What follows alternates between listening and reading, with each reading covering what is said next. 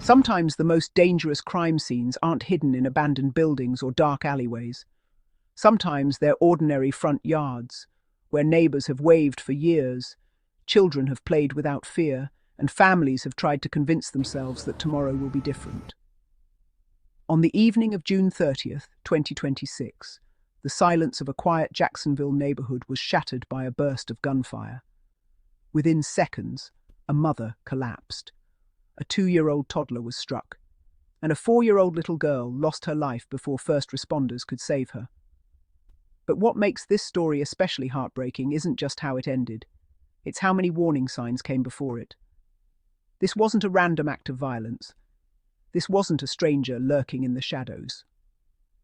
According to investigators, the man responsible was someone the victims knew better than anyone else: the children's own father.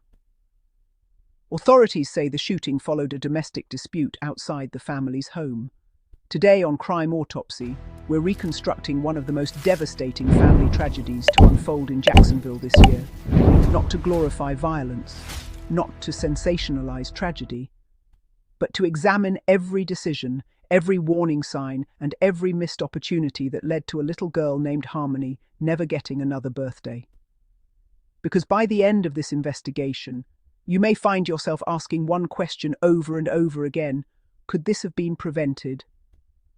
Before we begin, if you appreciate carefully researched true crime documentaries that focus on facts rather than rumors, subscribe to Crime Autopsy and join us as we uncover the stories hidden beneath the headlines.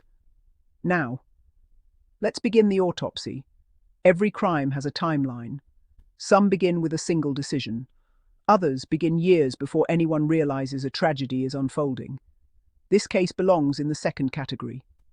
To understand what happened that Tuesday evening, we have to step back from the flashing police lights and crime scene tape. We have to understand the people involved. 27-year-old Brianna Johnson wasn't famous. She wasn't a public figure. She was simply a young mother raising 2 daughters. By all available accounts, her world revolved around those girls. One was just beginning to explore the world at 2 years old. The other was 4, an age filled with endless questions, laughter, imagination, and dreams far bigger than the neighborhood where she lived.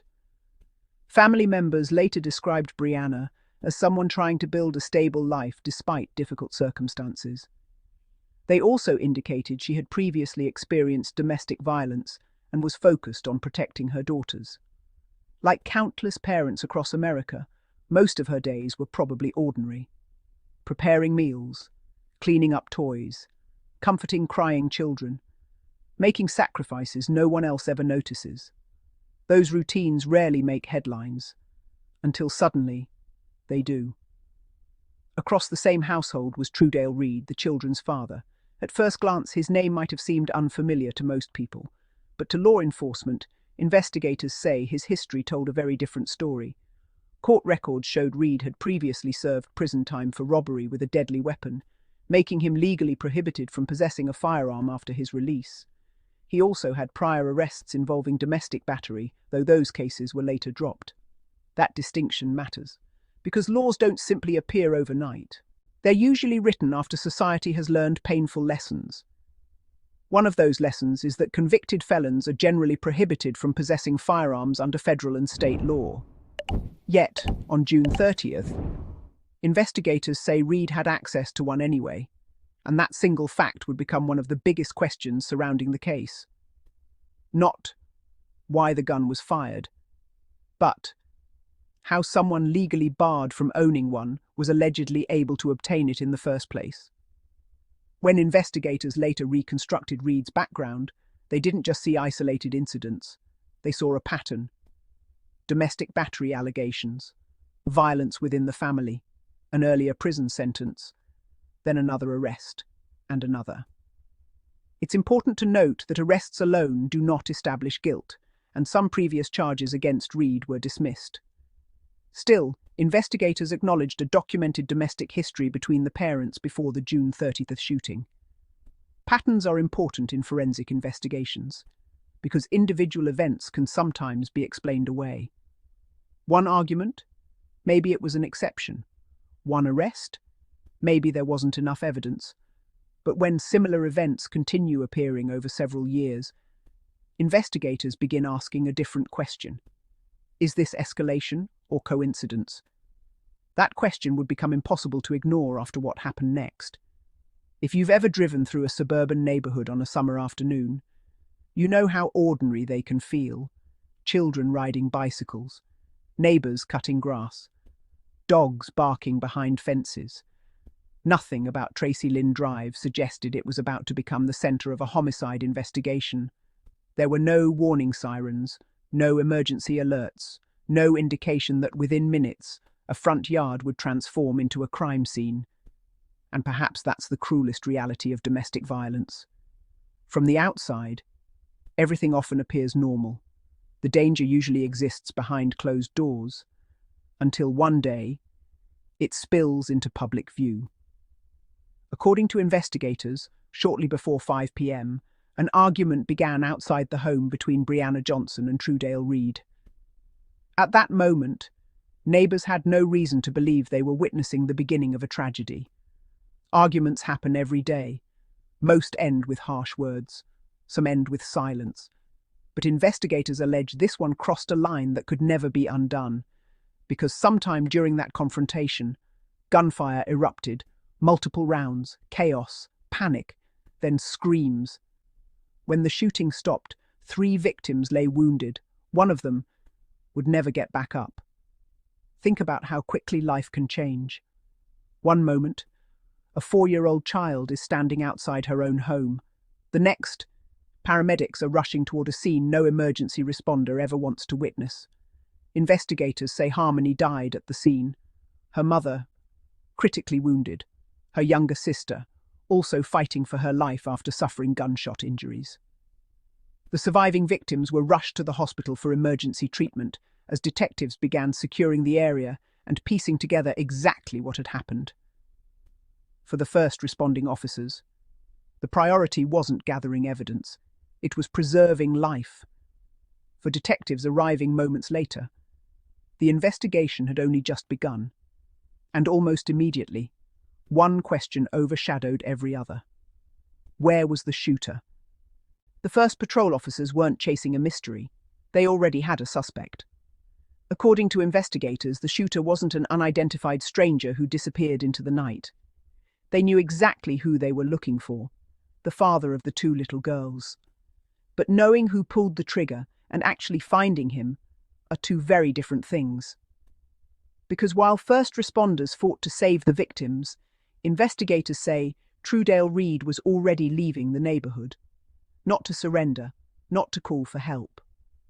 According to police, he fled the scene in a stolen SUV, leaving behind the mother of his children, his wounded toddler, and his 4-year-old daughter, who had been fatally shot. Imagine that moment. Police cruisers racing toward the neighborhood, neighbors gathering outside after hearing the gunfire, paramedics working desperately, and somewhere beyond those flashing lights, the suspect was driving away. For detectives, every passing minute mattered. The longer he remained at large, the greater the risk to everyone around him. Within moments, the Jacksonville Sheriff's Office began coordinating what investigators call a be on the lookout. Descriptions of the suspect, descriptions of the stolen vehicle, radio traffic filling the air. Officers throughout the city suddenly had one mission: find Trudale Reed. Fast. Fortunately, this wasn't a case that stretched on for days.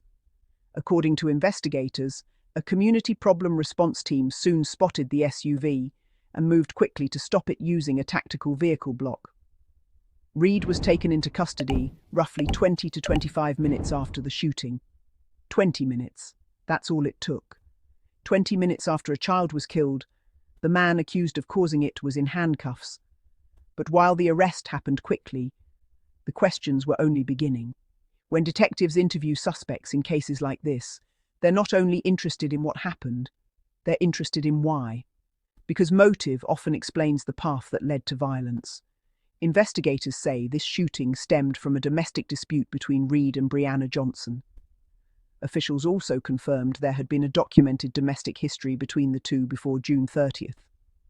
That phrase, domestic dispute, you've probably heard it countless times in news reports. It's short, clinical, almost routine. But behind those two words are often months or years of fear, control, anger, and emotional trauma. Domestic violence rarely begins with the worst act. Experts often describe it as a pattern that escalates over time. Arguments become intimidation. Intimidation becomes physical violence. And in some cases, the violence becomes deadly. As detectives processed the scene on Tracy Lynn Drive, another reality became impossible to ignore. This wasn't simply the murder of a child. It was a crime committed in front of family members, outside the very place where those children were supposed to feel safest. A home is meant to protect, to shelter, to comfort. Instead, investigators now treated it as an active crime scene. Yellow evidence markers covered the ground. Crime scene tape stretched across the property. Photographs documented every detail, every shell casing, every bloodstain, every position where evidence rested. Because once emergency medical teams leave, the forensic investigation begins. Every bullet trajectory, every witness statement, every second on the timeline. Nothing is considered too small. One detail investigators quickly established was where the confrontation occurred. Authorities said the shooting happened outside the residence, around the front porch area, following the argument between the adults. That location matters. It helps investigators reconstruct movement. Who stood where? Who may have attempted to run? Whether anyone sought cover? Whether children were caught in the line of fire? Those answers will ultimately come from forensic evidence, witness statements, and courtroom testimony, not speculation. And that's why, here on Crime Autopsy, we focus on what investigators can establish rather than what social media imagines. Because facts matter. Meanwhile, inside a Jacksonville hospital, another battle was unfolding. Surgeons weren't collecting evidence. They were trying to save lives. Brianna Johnson underwent emergency treatment for life-threatening injuries. Her 2-year-old daughter, Rhythm, also required emergency care after being shot. For doctors, there were no headlines, no cameras, no courtroom, only seconds, only decisions, only patients who desperately needed another chance. Outside those hospital walls, family members waited, waiting for updates, waiting for hope, waiting to learn whether they would lose even more than they already had. Back at police headquarters, investigators started digging into Reed's background, and what they found wasn't a clean slate interrupted by one terrible day. Court records showed years of previous encounters with the criminal justice system, an armed robbery conviction that resulted in prison time, domestic battery arrests, an allegation involving violence against his own father.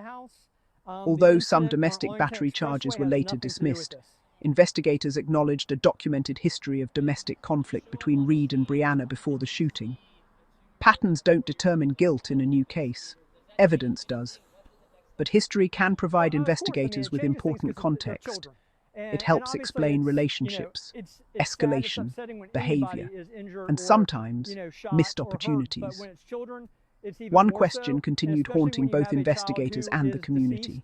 If Reed was legally prohibited from possessing a firearm because of his felony conviction, how did he allegedly obtain one? That question reaches beyond this single case. Every year, law enforcement agencies recover firearms from individuals who are legally barred from possessing them. Sometimes they're stolen, sometimes they're purchased illegally, sometimes investigators never determine exactly how they changed hands. What they do know is this: by the time police arrived on Tracy Lynn Drive, the law prohibiting possession no longer mattered. The damage had already been done. As news spread across Jacksonville, neighbors struggled to process what had happened. Many described the neighborhood as close-knit, the kind of place where people recognized one another, where children played outside, where tragedy felt like something that happened somewhere else. Until now. One neighbor recalled rushing outside after hearing gunshots, describing the aftermath as deeply disturbing and difficult to forget. For investigators, it became another reminder of a painful truth. Domestic violence doesn't remain inside relationships. It radiates outward. Children, relatives, neighbors, first responders. Entire communities carry the scars. By the end of that evening, the crime scene had been secured. The suspect was behind bars. Detectives had begun interviewing witnesses. Forensic teams were cataloguing evidence. But one question still lingered over the investigation. Not whether charges would be filed. Those were coming. The real question was whether the justice system had encountered opportunities years earlier to interrupt the cycle of violence before it reached this point.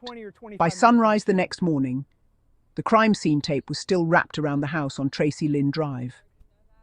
The evidence markers remained exactly where investigators had placed them.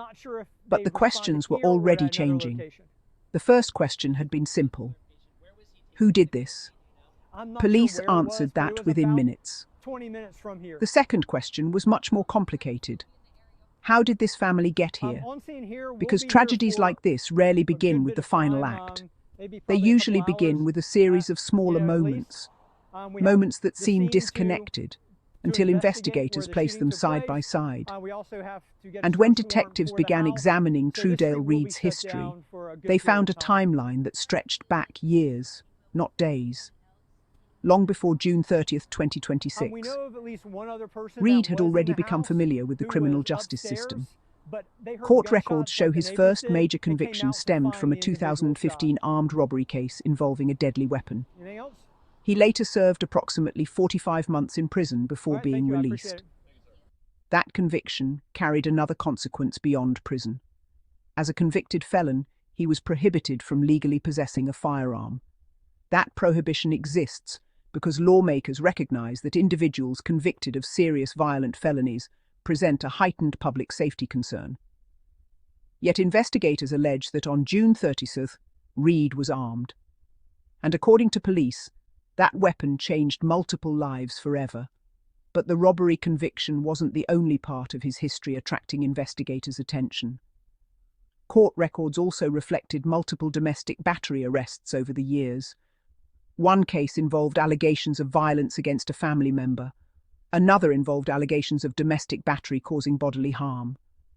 Both cases were ultimately dismissed after prosecutors confirmed the alleged victims chose not to continue with prosecution.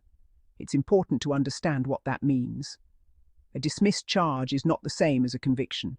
It does not legally establish guilt.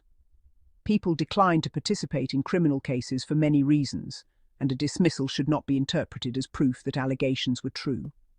However, for investigators trying to understand relationships and patterns, prior police contacts can still provide context. And in this case, authorities acknowledged there had been a documented domestic history between Reed and Brianna Johnson before the fatal shooting. Domestic violence specialists often describe abuse as something that escalates. It rarely begins with homicide. Instead, it can start with control, isolation, threats, intimidation, sometimes physical assaults, sometimes periods of reconciliation. Then another explosion, over and over. This repeating cycle makes leaving extraordinarily difficult for many victims. Fear, financial dependence, children, hope that things will change. Each factor can keep someone trapped longer than outsiders often realize. That is why domestic violence advocates consistently stress that these situations are rarely as simple as asking, why didn't they just leave? Because for many survivors, leaving is statistically one of the most dangerous moments in an abusive relationship. Following the shooting, advocacy organizations in Florida pointed to the case as a painful reminder of why stronger protections for victims matter. At roughly the same time, Florida implemented changes strengthening penalties for certain repeat domestic violence offenders and expanding protections available to survivors. Advocates emphasized that support services and safety planning can save lives. Those legal changes were not created because of this single tragedy. They were created because tragedies like this have happened before, and unfortunately, they continue to happen. Meanwhile, inside the Jacksonville Sheriff's Office, detectives had shifted from emergency response to building a murder case. Every homicide investigation follows the same basic principle. Don't build a case around assumptions. build it around evidence. Evidence that can withstand scrutiny in court. Investigators gathered physical evidence from the scene, collected witness statements, reviewed forensic findings, documented the suspect's movements before and after the shooting, and reconstructed a timeline that prosecutors would eventually present in court. The charges reflected the seriousness of what investigators believed occurred. According to court records, Reed was charged with second-degree murder in connection with Harmony's death, 2 counts of attempted first-degree murder related to Brianna Johnson and 2-year-old Rhythm, possession of a firearm by a convicted felon, shooting into an occupied dwelling, grand theft auto involving the stolen SUV, aggravated fleeing and eluding law enforcement. Each charge represents a specific allegation that prosecutors must prove beyond a reasonable doubt, and together, they expose just how complex this investigation became. This was no longer simply about one shooting. It involved homicide, attempted homicide, firearm violations, vehicle theft, and an alleged attempt to flee. Just 2 days after the shooting, Trudale Reed appeared before a judge for his first court appearance. There was no dramatic confrontation, no emotional testimony, no surprise witness, only procedure. The judge reviewed the charges. Bond on the most serious offences, including murder and attempted murder, was denied, meaning Reed remained in custody while the criminal case moved forward.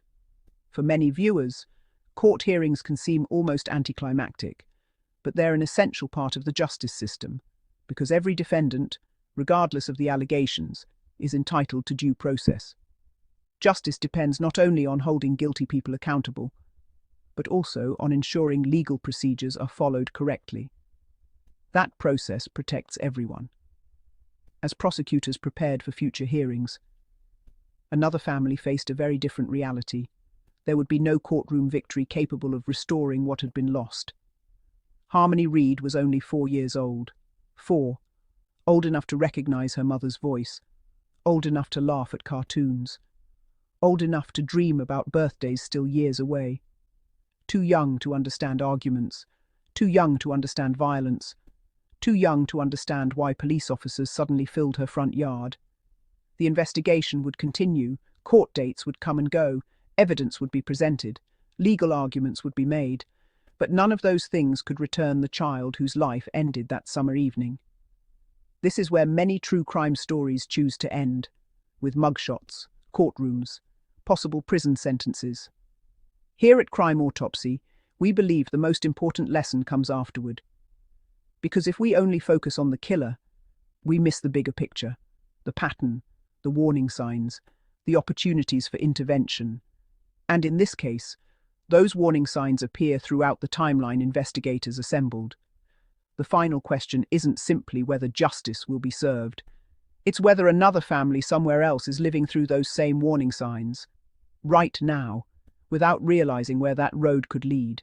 If you've stayed with us this far, you've probably realized something. The real crime scene wasn't just the front yard on Tracy Lynn Drive. It began long before the gunfire. Crime scenes don't always start where investigators place the yellow tape. Sometimes they begin years earlier, with threats that weren't taken seriously, with violence that became routine, with fear hidden behind closed doors, and with children growing up inside an environment they never chose. By the time police arrived on June 30th, the tragedy had already been years in the making. While detectives continued preparing their case against Trudale Reed, another fight was taking place inside a hospital. It wasn't about guilt. It wasn't about punishment. It was about survival. Doctors worked tirelessly to save Brianna Johnson and her 2-year-old daughter, Rhythm, both of whom had suffered life-threatening gunshot wounds. In the days following the shooting, they remained hospitalized as family members waited anxiously for updates. Think about what survival meant for Brianna. Surviving wasn't the end of her nightmare. It was the beginning of another one. Because surviving meant waking up, remembering, learning that one daughter was gone, looking at her surviving child, and trying to understand how the person she once trusted had become the person investigators accused of destroying her family. Physical wounds can sometimes heal. Emotional wounds often don't. For little Rhythm, the future would forever be divided into two chapters: life before June 30th and life after. She survived. But survival doesn't erase trauma. Children who experience extreme violence can carry invisible scars for years. Those scars may never appear on an X-ray. They won't show up in police evidence photographs. But they're just as real. And they're often the longest-lasting consequence of domestic violence. As investigators continued building their case, the legal process moved forward exactly as it should. Evidence would be examined, witnesses interviewed, forensic findings presented. The prosecution would carry the burden of proving every allegation beyond a reasonable doubt, and the defense would have the opportunity to challenge that evidence. That's how justice works. Not through internet rumors, not through emotional reactions, but through facts. Because justice is strongest when it is built carefully. Yet for many people following this case, one question refuses to disappear. Could this have been prevented? There isn't a simple answer. It's easy to look backward after tragedy. It's much harder to recognize danger before it reaches its worst point. Still, this case forces uncomfortable conversations. Investigators acknowledged a documented history of domestic conflict between the parents. Court records also reflected previous arrests involving domestic violence allegations, although those cases did not result in convictions after being dismissed. That doesn't automatically mean this outcome was inevitable, but it does remind us that repeated warning signs deserve serious attention. Because violence rarely appears without warning. More often, it escalates. Domestic violence experts often describe abuse as a pattern built on power and control. The physical violence people eventually see is often only one part of a much larger picture. Isolation, fear, manipulation, financial dependence, threats, emotional abuse. These are the warning signs that often remain invisible until a tragedy forces everyone to notice them. By then, it's frequently too late. Harmony Reed never had the opportunity to grow older. She never got the chance to start middle school, graduate high school, choose a career, fall in love, become a mother herself. Her entire future ended before it truly began. And that's why it's important that we remember her as more than a headline, not as the 4-year-old victim, not as the child killed in Jacksonville, but as Harmony, a little girl whose life mattered, a child who deserved the chance to grow up safely. Because every victim deserves to be remembered as a person, not simply as part of a criminal case. Cases like this also remind us that domestic violence affects far more than intimate partners. Children become victims. Grandparents become caregivers. Neighbors become witnesses. Police officers become first responders. Doctors become trauma surgeons. Entire communities are left asking how something so devastating happened on an otherwise ordinary afternoon. Violence doesn't stay contained. It spreads, like ripples in water, touching lives far beyond the original argument. As of the latest publicly available information reflected in this case, Trudale Reed remained in custody facing multiple serious charges, including second-degree murder, attempted first-degree murder, possession of a firearm by a convicted felon, and related offences as the criminal proceedings continued. The courts will ultimately determine his legal responsibility, but no verdict, regardless of the outcome, can restore what Harmony's family lost. Justice can punish. Justice can protect society. Justice can acknowledge wrongdoing, but justice cannot rewind time. Before we end today's investigation, there's one final observation. True crime isn't valuable because it's shocking. It's valuable when it teaches us something. This case teaches us to recognize patterns, to take threats seriously, to understand that domestic violence is rarely just a family matter, and to remember that children are often the silent victims of conflicts they never created. If even one person watching this documentary recognizes those warning signs in their own life, or helps someone else reach safety before violence escalates, then Harmony's story may help protect another family. That won't erase this tragedy, but it may prevent another. Thank you for watching Crime Autopsy. If you believe stories like Harmony's deserve to be remembered with accuracy, dignity, and careful investigation, not sensationalism, subscribe to the channel. And I'd like to hear your thoughts. Do you believe enough is being done to protect victims of repeat domestic violence? Or do you think more needs to change before tragedies like this become less common? Share your perspective respectfully in the comments. If you found this investigation informative, consider leaving a like and subscribing so you don't miss our next forensic reconstruction. Until next time, stay aware, stay informed, and remember, every crime scene has a story. At Crime Autopsy, we search for the truth hidden beneath the evidence.